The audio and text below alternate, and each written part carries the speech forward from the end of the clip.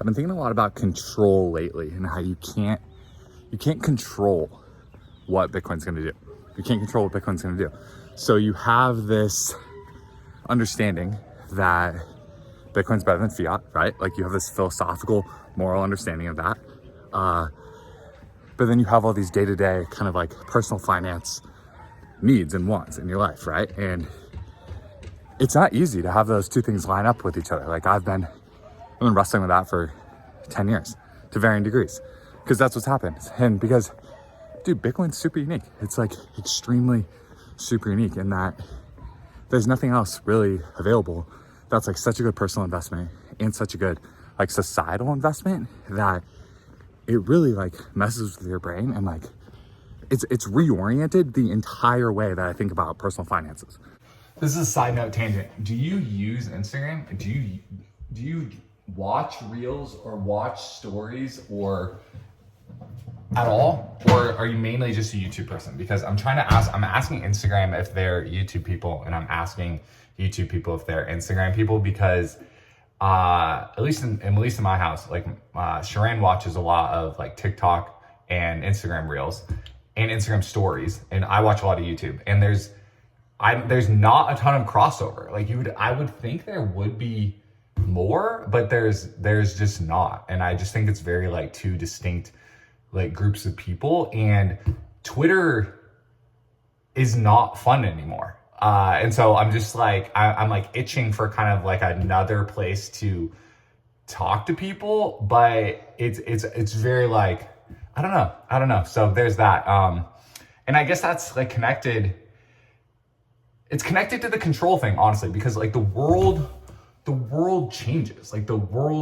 changes, and like you can't, the same things that were working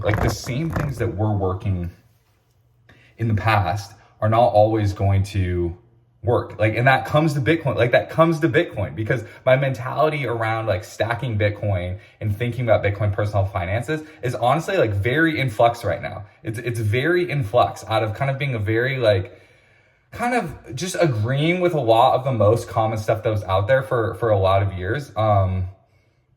I just don't find myself like super agreeing with it anymore. And it's not from a place of like, oh, like I think Bitcoin adoption is like on the wrong track or whatever. I actually think it's on a great track. And I think it's extremely going mainstream, which is part of what's hitting the thing of like, you can't control how it's going to happen. You can't control how Bitcoin adoption is going to happen and grow, and all the nooks and crannies that, you know, Bitcoin is going to get into in society, because that's what happens with the new technology. Like every single kind of cohort of new users and new people to technology put their own stamp on it and their own perspective on it. And I think the whole like what, like I used to make content for this channel called What Bitcoin Is, right? George McHale, Russell O'Connor used to have this channel. They still have it, but it's called Bitcoin Is. There was a Bitcoin Is conference in LA.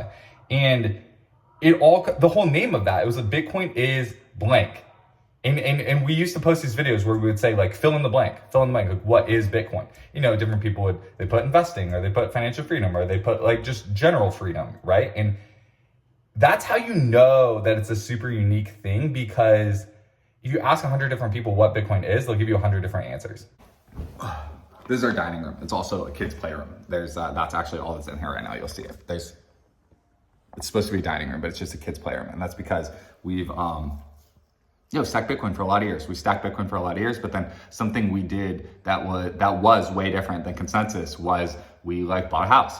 We took a 6-month stacking break, stopped stacking Bitcoin, and stacked a down payment like in dollars for a house. And that's how we got our first townhome. And that's been, honestly, just been really thankful for that. Like been thankful to put our own unique spin on Bitcoin personal finance and finding the way to like basically ignoring all of the like legacy, like fiat personal finance people that at the time, like back 8 years ago, were like saying, you know, Bitcoin's not positive.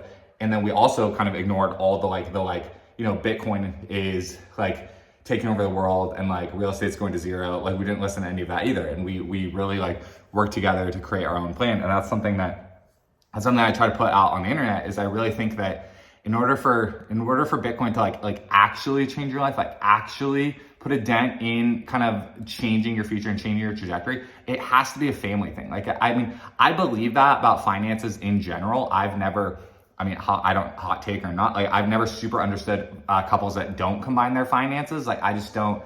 I think that's really hard to be on the same page with someone when you like that you're planning your life with when you don't combine your finances. And so I think you should like, and that comes back to control. You have to give up control of the way you were doing your finances when you were single so that you can find a new blend of doing it together. And that's hard. Like, giving up control is hard.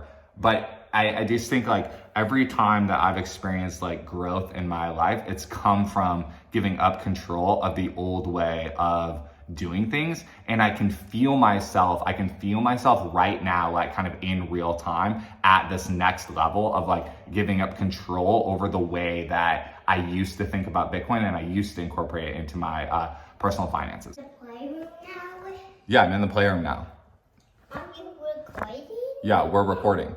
Huh? Are we? Yeah, we are. Are you just waiting for me? Yeah, I was waiting for you to make the conclusion of the video. Dad. What?